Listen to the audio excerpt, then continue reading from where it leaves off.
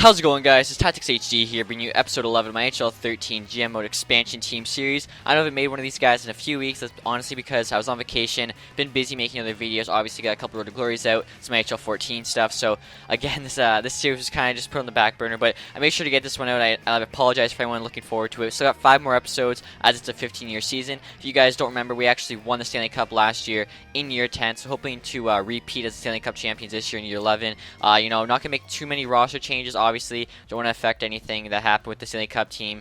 If you win the Stanley Cup, you really don't have to change much. You're just really hoping you don't lose too many players. Obviously, with contracts, stuff like that. We're here, guys, at the All-Star game. No changes yet. As you can see, we got Jaskins, Connor McDavid, and Patrick Kane on the first line. McKinnon actually made it as second-line left winger. There's some young guys there, as well as some veterans right now. You can see Aaron Ekblad, Jake Gardner. Jake Gardner's another guy on our team, as well as Garrett Housen made his first starting goaltender. So we had 3 players from our team make it: a goalie, a first-line center, and a defenseman. We actually just traded a prospect goaltender for a 3rd-round pick. We have a lot of them, don't really need them. We also traded a defenseman, 78 overall, kind of caught in between a prospect and NHL defenseman. Doesn't really have any potential left, so I decided to get a 2nd-round pick for him. As well, I traded a really bad prospect and a couple low picks for a 4th-round pick, just basically, to get a better pick.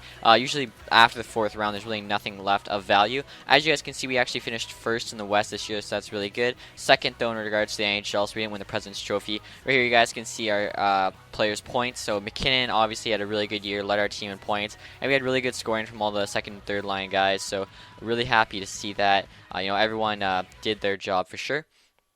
Anyway, guys, as you can see right here at the playoffs, I actually play against Columbus Blue Jackets in the 1st round. I think we went up 1, then they tied it, so it was 1-1. Lost the next one, so it was 2-1, then tied it 2-2, and we ended up winning the next 2 in a row to win the series 4-2 in 6 games. Our AHL team, I think, made the playoffs, but was eliminated in the 1st round. I might be wrong on that one. I actually didn't really look at what happened in the AHL. As we were playing the Anaheim Ducks in the 2nd round of the playoffs, actually ended up going to the 7th game with the Anaheim Ducks, all tied up 3-3, so decided to simulate it period by period. Unfortunately, lost 2-1 the 7th game of round 2, so fortunately not going to be able to repeat as Stanley Cup champions. And our AHL team actually ended up losing to the Syracuse Crunch. I forgot who it was. So neither team won it all, but we still both did pretty well, most playing the playoffs. As you guys can see right here, some retired players, a lot of big names retiring. You got Ryan Getzlav, you got Patrice Bergeron, Jeff Carter.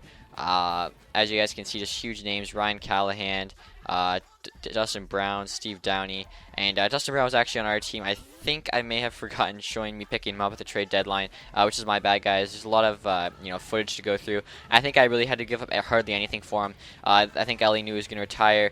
He was a player that didn't want anymore. I think I had to give up like 3rd-round pick and a prospect, so not too much. As you guys can see, defensemen, a lot of big name defensemen. You got Jeff Schultz there, Mark Stahl, McQuaid. Let me think. There's a lot of guys here still. So, this just shows how there are some huge free agents starting to retire. I think Ovi actually retired this year, so that just shows you how late into the year we're getting. Right here, guys, with our first pick, we picked up Duclair, 6'4" center. Projected to go 1st round, 3.5-star potential. I think that's a really good pick for a late round 1st round pick. I actually had 3 2nd-round picks, so we're going to try to get some more assets there. It's always good if you guys can make the playoffs as well as contain those picks, because those picks really come in handy later in the years. I know a lot of people just like to trade away the picks. It's not the best thing to do. Right there, we picked up Madden, 3.5-star potential player. He was a forward, and then we picked up Strossen, I think his name is, 3.5-star potential defenseman.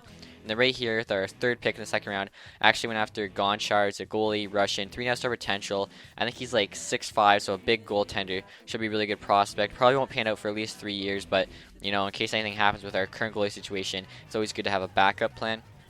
After that, guys, I think the top prospect we had maybe a 2.5-star potential. Like I said, in the later years in the draft, I'd say by the 3rd round, you can't get any. After the 3rd round, you can't get anything higher than 3-star potential. So right here, guys, in regards to free agents, nothing too big we had to resign in terms of forwards, but we did a lot of big name defensemen we had to lock up. I think Jake Gardner it was Spurgeon, Morrow, and I think one other guy needed a new contract in defense. So we had to make sure we contained that top 6 of 80-plus defensemen. I think that's really important, especially playing in front of a good goaltender.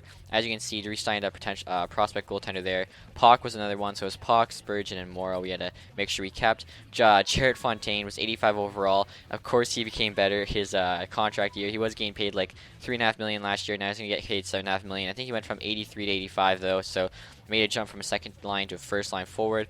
Max Freiberg's a really good player, can come up in the NHL on the fourth line if we need him, or just stay in the AHL. Clutterbuck there, 72 overall, 4-star potential prospect. Make sure we sign him. Scott Lawton, no longer 80 overall, he's now 79 overall, so have to decide whether or not I want to keep him or not. Some other prospects had to resign. Usually if the prospect has less than 3-star potential, I don't bother resigning them. Usually just don't see them, turning out into anything good, and usually another team won't sign them either, so if they end up actually becoming good, I can usually go into free agent and pick them up. As you guys can see, you got some players that are kind of in their high 70s looking to re-sign. Zadorov, 78 overall, wanted a one-way deal. Wasn't really willing to give him that. Mattis, 77, wanted a two-way, so didn't see a reason. As you guys can see right here in free agency, just going into the prospect pool, picking up a few guys with 3.5-star potential, mid to high 70 overall that should, turn out to do something good. 61 overall goaltender there with 3.5-star potential, so, nothing too big. Right here, picking up Darren Helm, 79 overall. I ended up using him to replace Scott Lawton. Lawton wanted too much money, and I thought Helm was a better fourth-line center than him. As you can see, though, keeping the top 6 defense, all 80-plus overall. Houston still 87, and Vicentine 81, so 2 really good goaltenders there. As you guys can see, HL team looking really good still. A lot of good prospects coming up there, so in case anything happens with the NHL team, hopefully some players can make the jump and we'll stay, competitive. As you guys can see, the NHL team, we could definitely make another Stanley Cup run next year. The forwards are looking good, really defensemen looking really good.